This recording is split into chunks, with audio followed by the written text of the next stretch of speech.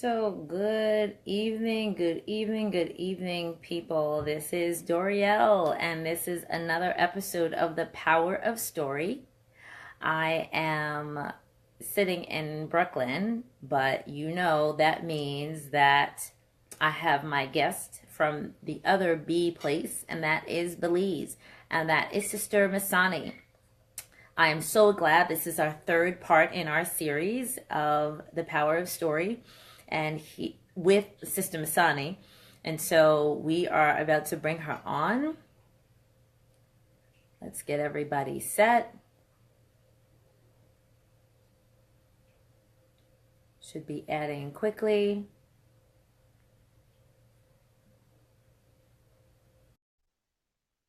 And folks, as soon as you see this video and you see Sister Masani and I chat, I would love for you to share this video.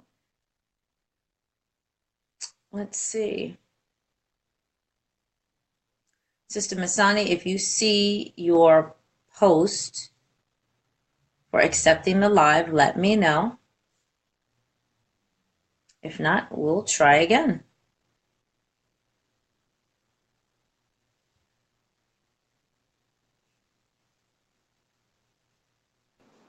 Hey, hey, hey. Oh, yay! Excellent. Excellent.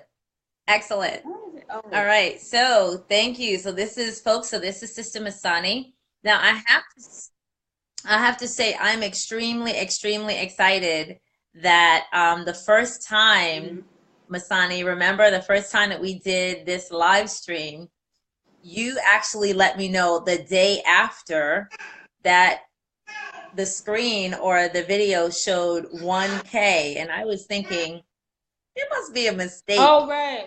And you're like, no, go look at the video. And I went to go look at the video.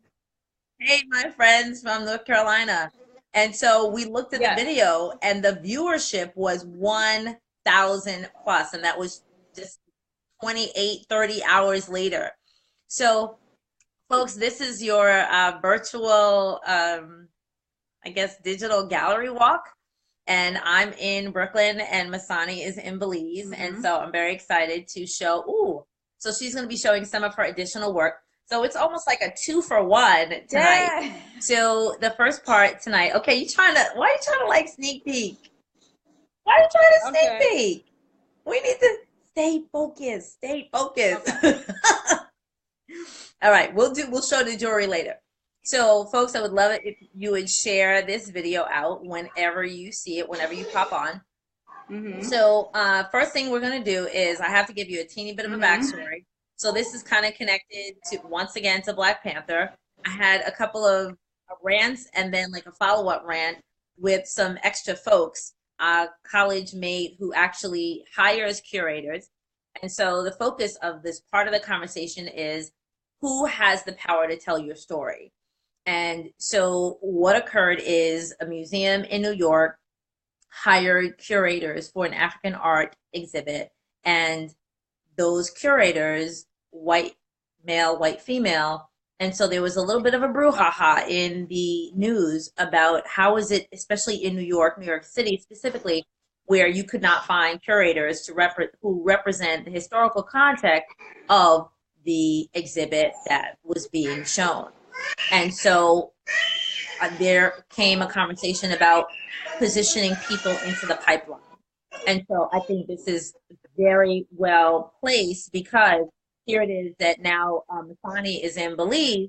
And so she actually is partnering with curators for her own work. So once again, the power of story lies within the person who has the ability and the opportunity to tell the story. So when different people are sitting in the position to tell the story, they hold the power, and they also they can angle the lens, even though they're supposed to be objective. So I'm happy to help Masani tell her story through art tonight. Masani, so did you hear, I know you heard about this. What are your thoughts on that? What are your thoughts on curators who don't represent the body of work and how that sits. Ooh, that's a How big does that one. sit with I heard about this. I heard about this discussion. Well, actually, I the big do one? have my feelings, and it's only my feelings, and I can only speak for me as a person of color and who is in the arts. I do have I find it a little disturbing for me because what happens in the arts is that we hardly get any, any representation as it is. And so for this situation to really blatantly, expose itself, it just goes to show you again how we are not respected. And I think as a person of color, one of the reasons why I left the States is that I just got tired of being disrespected and thinking it was okay, and it's not okay. And bottom line is that what I notice in the States is that we're trying to appease an energy that really is not really trying to meet us in a peaceful manner. And so one of the reasons why, and I use social media for my work, and I get out there and I like Sister Dorielle, and I'm so glad that she's opened up this forum for people like me, because it seems as though as an artist it's harder for me to get in museums in the States because of the situation where the person doesn't represent us and it's getting smaller and smaller. The little bit that we did have is dwindling down to nothing. So it's going to be challenging for us to eat and to live as an artist. It's already hard enough as it is. So I have a problem, and I find it disturbing as a woman of color.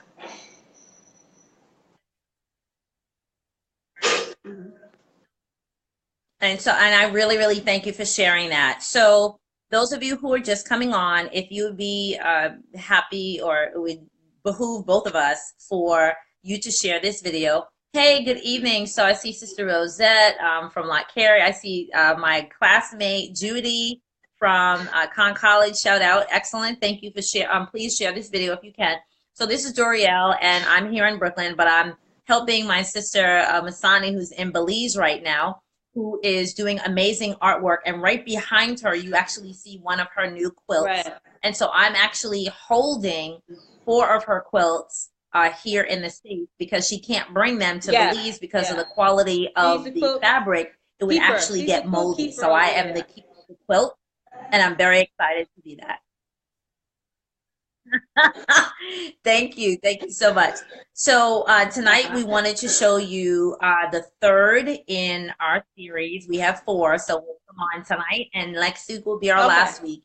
And you are able to follow, we're good. You're able to follow Sister Masani on her social media, and she'll be able to, we'll type that in. If not during the session, we'll type it in at the end, and it'll be in the header of this video. Okay? So, Sister Masani, you ready? You want to give the backstory first? Okay. This quilt is called Painted Faces. It was just tell us what the name of this quilt is first. An artist, a painter. I can't remember his name right now, but I'm going to give him credit below. But it was inspired by another artist. But it's called Painted Faces, and what it is I use some cotton cloth, some petite, and I actually I basically feel, and it's just me, that people who are solarized have amazing features. So what I did, I love the lips. I emphasized on the lips and the broad nose and the cheeky eyes, like the eyes. So I really love, and I emphasized on the lips, and I made it dark and rich. And I also worked on the eyes, and also you can see from the, you can see the edges with the type of wax dyeing, the batik. I know I'm pronouncing it wrong, but it's wax where you basically dye with using wax. And then you have the Adinkra African, West African symbols.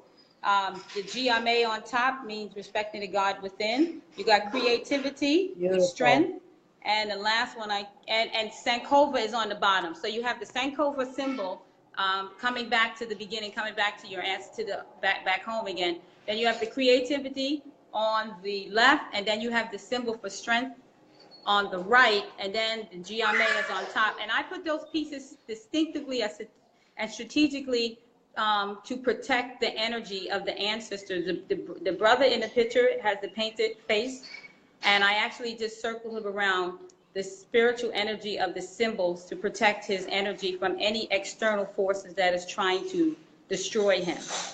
So it's a very deep piece for me. Yes. Beautiful. Beautiful. So, okay, so let me get a little bit closer.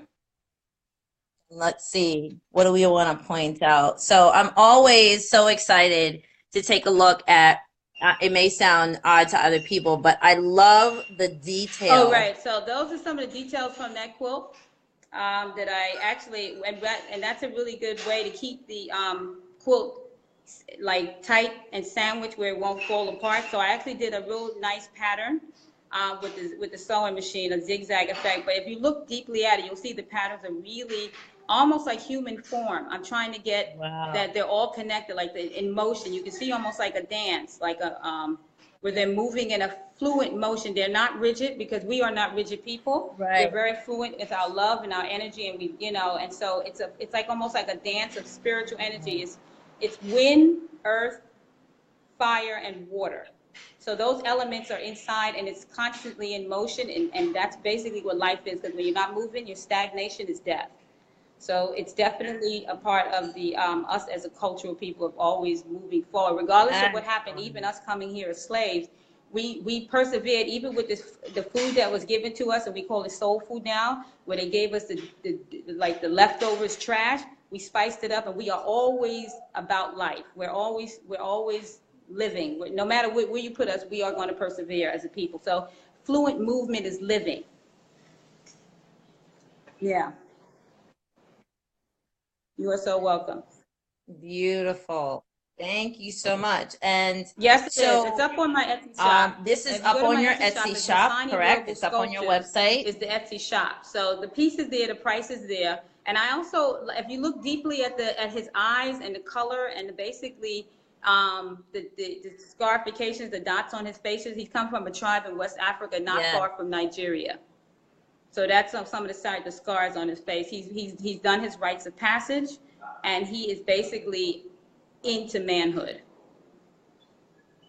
So that's what it is. So the colors are very deep. The green is the earth, the sun, and I do love Just the colors that come out because it's lively. And it's basically for me when I look at the piece, it just represents life in every shape, form, and fashion. And it calls on ancestors with the elements of earth, wind, water, and fire. So. Oh, and then just also with that being said, stunning. I wanted Just to stunning. get, All right, I'm I going to turn it back pride around. myself on doing the back. The back also is a sight to see because I definitely spent a lot of time Oh, on detail in the back. So if yep. you see the back, you'll see the Okay. green back and how it's basically, there's a pattern. And I use green because it represents earth and vegetation and just constant, even us being connected to the earth and vegetation and how we feed ourselves from the earth, living energy, living. So it's all about life, it's all about movement, it's even the lines, it's flowing like a Nile, like, this the river, this the whole green. So I'm a big fan of the color green and the purple on the side. And also, regardless of what's going on, what I like about the edge is cleanly, it's done very clean, and is you will not be disappointed with this piece because this is actually, I have many quilts, but this is one of my favorite quilts, and it's not that heavy. It's actually pretty light. Right. Right. It's And even the extremely light. pattern. It's extremely thin. And so it's not right. So it's not going to be, so you could hang this. I know that there are, let me go to the top. Yeah. I know that there Yep, there are are pockets. pockets. There we And go. that's my signature. I signed it, so you got an original Right. there. Look So at that. With yeah. lovely. And so you can hang it. Excellent. So this is our digital gallery walk. This is Masani, the artist who has designed this. She currently lives in Belize, and I Right. am the keeper of the quilts. So I have 4 of her quilts. I'm saying that because I see new people on the line. So this is a sister who I have met and have gelled with, and she is doing some really, really amazing Yes. things. She left the States and left Brooklyn and went to Belize. So here are some of her works. If you know anybody who's interested in quality, high-end quilts made by this sister right here, please